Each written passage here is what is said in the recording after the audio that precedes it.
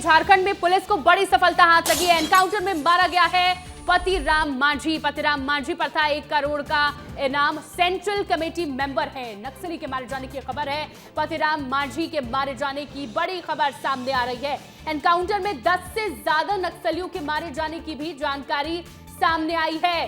झारखंड में मारा गया है ये एनकाउंटर में बड़ा नक्सली मारा गया है। सबसे बड़े नक्सली में से एक है पतिराम मांझी, जिसके मारे जाने की बड़ी जानकारी सामने आ रही है। सेंट्रल कमेटी मेंबर है पतिराम मांझी। झारखंड के चाईबासा में सुबह से ही जवानों और नक्सलियों के बीच मुठभेड़ चल रही है और ज्यादा जानकारी के साथ हमारे सहयोगी संजय ठाकुर जुड़ गए हैं। संजय, ये एक बड़ी सफलता है, बड़ा नक्सली मारा गया है, पूरे मामले में क्या अपडेट?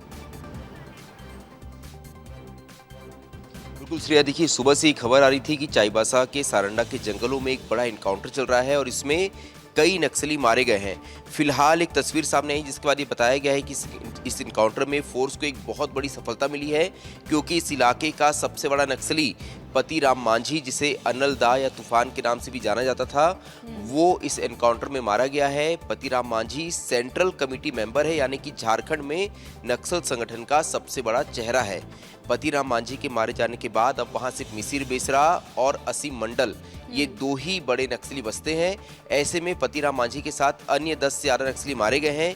फिलहाल अभी भी ऑपरेशन जारी है। ऐसे में फोर्स द्वारा जब फोर्स एक बार वापस लौटेगी, इन सभी नक्सलियों की पहचान की जाएगी और उसके बाद जब ये जानकारी सामने आएगी तो हो सकता है ये खबर और बड़ी हो जाए, क्योंकि ऐसा माना जा रहा है कि पतिराम मांझी के अलावा इस एनकाउंटर में कुछ और बड़े कैडर के नक्सली भी मारे गए हैं। तो फिलहाल एक तस्वीर सामने आई जिसमें पतिराम मांझी की बॉडी जो है वो जंगलों के बीच नजर आ रही है। तो एक बहुत बड़ी सफलता सुबह से ही जारी इस एनकाउंटर में फोर्स को मिली है। झारखंड में ही फोर्स इससे पहले सहदेव सोरेन और प्रयाग मांझी के तौर पर 2 सेंट्रल कमेटी मेंबर्स को ढेर किया था।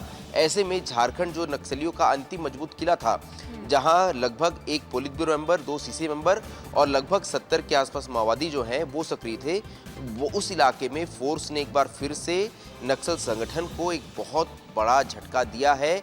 इस ऑपरेशन में 10 से ज़्यादा माओवादी मारे गए हैं।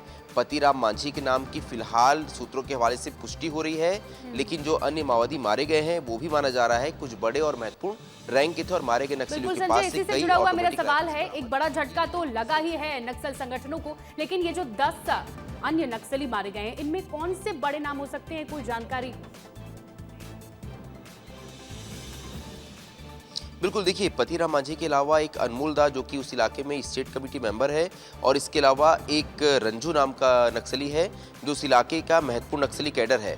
इस तरह के कुछ जो, क्योंकि पतिराम मांझी के साथ उसकी एक टीम चलती थी, नक्सलियों ने अपने संगठन में बदलाव किया था, नक्सली 10-12 की टीम में बढ़ गए थे। ऐसे ही माना जा रहा है कि पतिराम मांझी के साथ रहने वाले इन 10-12 नक्सलियों को फोर्स ने घेरा था। सुबह से ही फोर्स द्वारा लगातार इन नक्सलियों के खिलाफ ऑपरेशन चलाया जा रहा था। कई बार उनकी मुठभेड़ होती है।